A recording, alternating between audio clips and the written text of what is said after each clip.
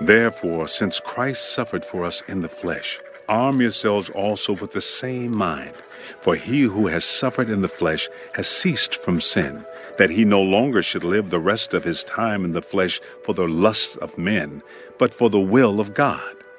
For we have spent enough of our past lifetime in doing the will of the Gentiles, when we walked in lewdness, lusts, drunkenness, revelries, drinking parties, and abominable idolatries. In regard to these, they think it strange that you do not run with them in the same flood of dissipation, speaking evil of you. They will give an account to him who is ready to judge the living and the dead.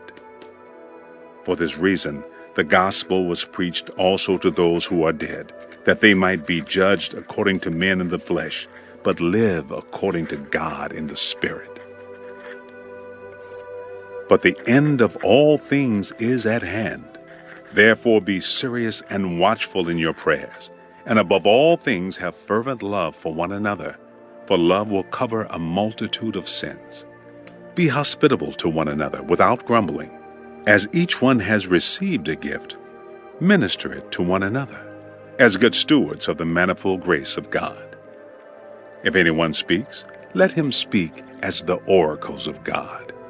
If anyone ministers, let him do it as with the ability which God supplies, that in all things God may be glorified through Jesus Christ, to whom belong the glory and the dominion forever and ever. Amen.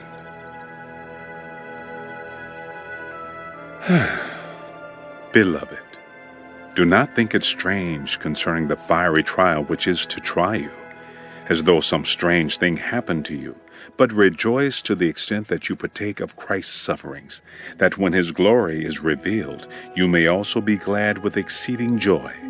If you are reproached for the name of Christ, blessed are you, for the Spirit of glory and of God rests upon you.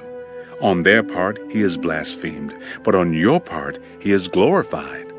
But let none of you suffer as a murderer, a thief, an evildoer, or as a busybody in other people's matters. Yet if anyone suffers as a Christian, let him not be ashamed, but let him glorify God in this matter. For the time is come for judgment to begin at the house of God, and if it begins with us first, what will be the end of those who do not obey the gospel of God? Now, if the righteous one is scarcely saved, where will the ungodly and the sinner appear? Therefore let those who suffer according to the will of God commit their souls to him in doing good, as to a faithful Creator.